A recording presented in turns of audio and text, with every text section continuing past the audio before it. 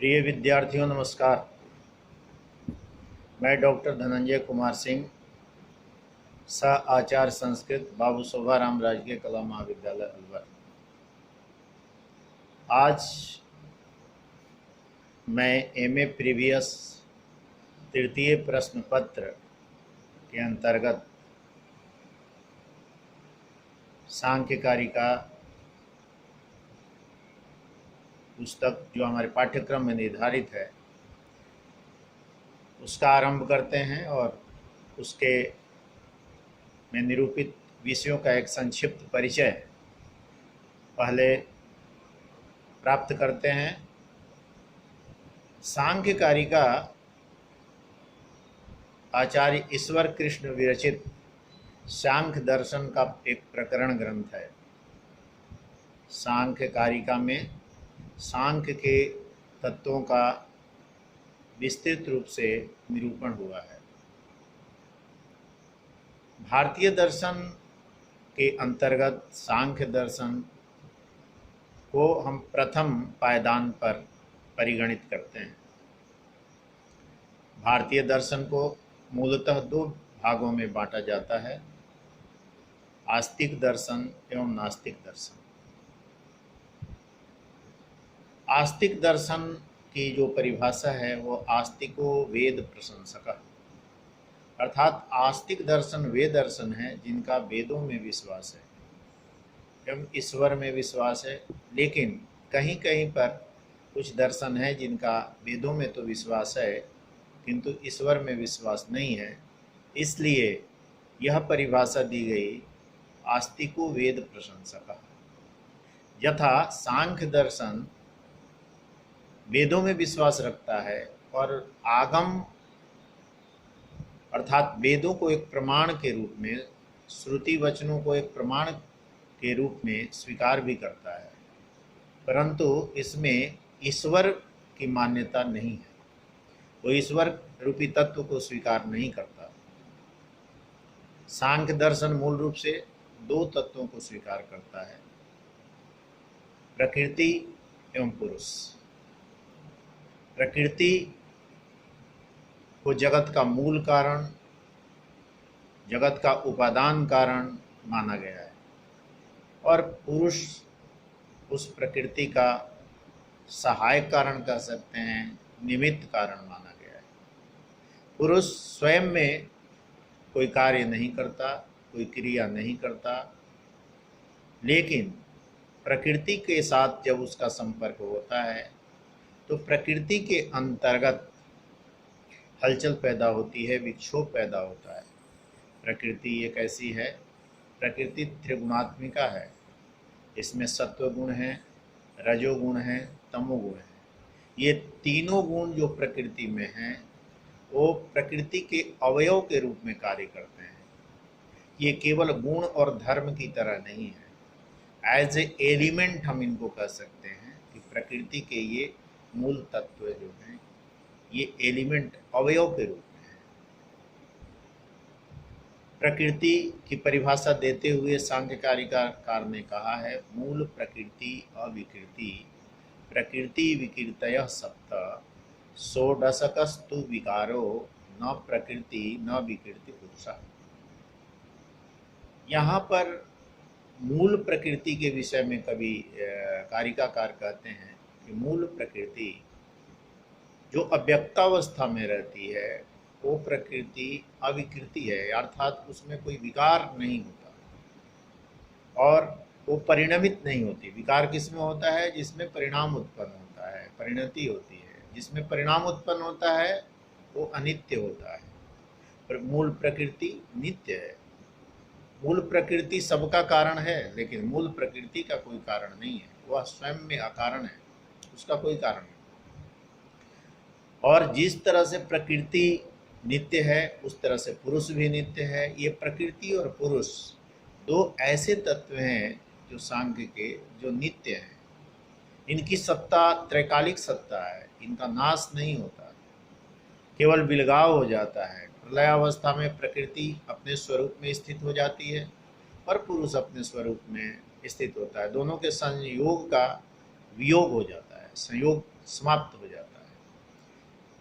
तो प्रकृति जो अव्यक्तावस्था में होती है, उससे प्रथम परिणाम जो उत्पन्न होता है वह महत उत्पन्न होता है। फिर महत से अहंकार की उत्पत्ति होती है। अहंकार से पंच तन्मात्राएं शब्द, रूप, रस, स्पर्श एवं गंध तथा एकादश इंद्रियां, 5 ज्ञानेन्द्रियां, 5 कर्मेंद्रियां तथा उभयात्मक इंद्रिय मन की उत्पत्ति होती है। इन पंच तन्मात्राओं से पंच महाभूत पृथ्वी, जल, वायु, आकाश एवं अग्नि ये तत्व स्थूलभूत तत्व उत्पन्न होते हैं।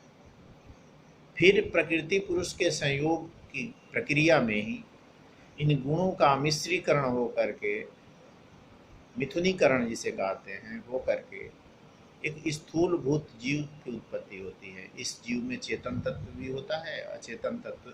चेतन तत्व पुरुष तत्व है, अचेतन तत्व प्रकृति है। यानी चेतन अचेतन तत्व के मिथुनीकरण होकर के जीव के रूप में ये सृष्टि उत्पन्न हुई है। विभिन्न भूत प्राणी, जीव प्राणी जो भी हैं, पशु जगत, पक्षी जगत, मनुष्य योनि, ये सब जीव जगत हैं और इस पूरे जीव जगत की रचना होती है। अब हम एक प्रश्न यहाँ हो सकता है कि प्रकृति को हम कैसे जानें कि ये प्रकृति इस जगत का कारण है। तो हम कार्य से कारण की तरफ जब हमारी गति होती है तब हम इसको जान पाते हैं। यह पूरा विश्व जब हम अवलोकन करते हैं सूक्ष्मता से तो पाते हैं कि ये पूरा विश्व जो है त्रिगुणात्मक है। कार्य रूप में जो दृश्यमान जगत है इसमें 3 गुणों की पाए जाते हैं, सत्व गुण, रजोगुण, तमोगुण।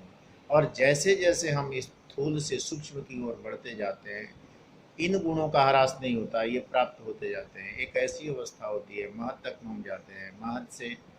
महत का फिर विलय प्रकृति में होता है और वह दृश्यमान नहीं होती, दृष्टिगत नहीं होती, लेकिन कार्य के आधार पर हम ये अनुमान प्रमाण से जानते हैं कि ये प्रकृति है जो एक ऐसा कारण है जिसका कोई कारण नहीं है। वो सूक्ष्मावस्था में है, व्यक्तावस्था में है और वह चूँकि विश्व ये जड़ है, जड़ जगत है, तो जड़ से ही जड़ की उत्पत्ति हुई है। तो इस तरह से हम अनुमान प्रमाण से प्रकृति के तह तक हम पहुँचते हैं और जानते हैं यह प्रकृति इस जगत का मूल कारण है। इस प्रकृति के बारे में जो कारिकाकार ने कहा है, त्रिगुणम अविवेक विषय सामान्यम अचेतनम प्रसवधर्मी व्यक्तम तथा प्रकृति तद विपरीतः पुमान। तो ये प्रकृति जो है वो कैसी है? त्रिगुणात्मक है, अविवेकी है, विवेक की क्षमता नहीं है। विवेक क्या है? विभेद करने की क्षमता, 2 चीज़ों में अलग करने की क्षमता। अचेतन है, प्रसवधर्मी है। प्रसवधर्मी यानी इससे किसी चीज़ की उत्पत्ति होती है, इसमें प्रसवधर्मिता है, उत्पन्न करने की क्षमता है। सामान्यम है, प्रकृति सामान्य है। सामान्य का अर्थ है इसकी एक जाति है और प्रकृति से जो प्रकृति उत्पन्न होते हैं एक सामान्य गुण इसमें गया हुआ है। वो गुण त्रिगुणात्मक के आधार पर है कि इसमें जो कार्य में गुण है वो प्रकृति के कारण में, प्रकृति रूप कारण में भी है। तो विषय है, यह विषय है, विषयी नहीं है। विषयी पुरुष है, विषय है जिसको हम ये सबके लिए विषय बनती है। और तद विपरीता पुमान, जो पुरुष है, चेतन तत्व है, वो जस्ट इसका ठीक इसका उल्टा है। वो निर्गुण है, विवेकी है, असामान्य है, चेतन है, अप्रसवधर्मी है।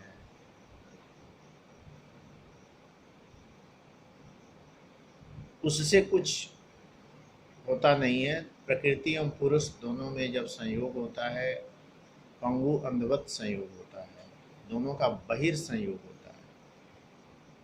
अयस्कांत मणि संयोग भी एक उदाहरण से जैसे बताया जाता है कि चुंबक है, चुंबक के चुंबकीय क्षेत्र में जिस तरह छोटे कील कांटी जो आ जाते हैं वो उससे आकर्षित हो जाते हैं, थोड़े देर के लिए उसमें भी चुंबकत्व की शक्ति आ जाती है। ठीक उसी तरह पुरुष के क्षेत्र में, प्रभाव क्षेत्र में जब प्रकृति आती है तो वो उसकी तरह स्वाभाविक रूप से आकृष्ट हो जाती है और उसके गुणों में हलचल उत्पन्न हो जाता है, विक्षोभ उत्पन्न हो जाता है। वे गुण आपस में टक्कर करने लगते हैं, एक गुण दूसरे गुण को अभिभूत करने लगता है और उससे जिस गुण की अधिकता होती है उस तरह के जीव की उत्पत्ति होती है, उस तरह की सृष्टि होती है।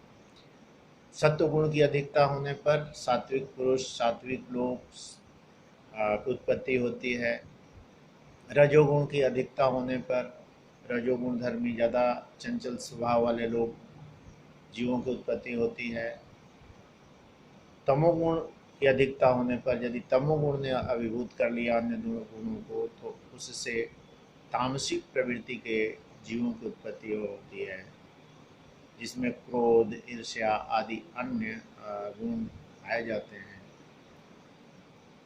कहा है, कारिकाकार ने कहा है, प्रीति अप्रीति विषादात्मका प्रकाश प्रवृत्ति नियमार्था अन्योन्याभिभव आश्रय मिथुन वृत्तयश्चौना। यानी एक दूसरे को अभिभूत करके और मिथुनीकरण प्रक्रिया से ही ये गुण आगे बढ़ते हैं और इन गुणों से ही सृष्टि की होती है। ये प्रीति अर्थात सुखकर हैं, अप्रीति दुखकर हैं, विषादात्मक मोहात्मक हैं। प्रकाश सत्व जो है वो प्रकाशक है, रजोगुण जो है प्रवृत्त करने वाला है, क्रिया में प्रवृत्त करता है, और नियमार्थ तमोगुण नियमन करने वाला है, रोकने वाला है। दूसरी कारिका इसी से संबंधित है जो इस प्रकार है, सत्वम लघु प्रकाशकम इष्टम उपष्टम्बकम चलम च रजः। सत्वम लघु प्रकाशकम इष्टम उपष्टम्बकम चलम च रजः। गुरु वर्णकम मेव तमः प्रदीपवत चार्थतो वृत्ति। सत्व कैसा है? लघु है एवं प्रकाशक है। रजोगुण उपष्टम्भक है, प्रवृत्त कराने वाला, चलम चरज और चलनात्मक स्वभाव वाला है। गुरु वर्णकम मेव तमः, तमोगुण जो है गुरु है, भारी है, वर्णक है यानी आच्छादक स्वभाव वाला है। और ये तीनों गुण यद्यपि स्वभाव में अलग अलग होते हैं, लेकिन ये ठीक उसी प्रकार सृष्टि की रचना करने में समर्थ होते हैं जिस प्रकार से दीपक, बत्ती और तेल तीनों अलग अलग पदार्थ हैं, लेकिन जब तीनों को एक साथ दीपक बत्ती का संयोग होता है तो उसमें दीपक जलने लगता है। इसी तरह से ये सृष्टि की रचना इन तीन गुणों के आधार पर एक दूसरे को अभिभूत करके और अभिभूत भी करते हैं और सहायता भी करते हैं। इन दोनों रूपों से इस सृष्टि की रचना होती है। तो आज हम इतने पर इस विषय को यहीं समाप्त करते हैं। कल अगले विषय पर विचार करेंगे।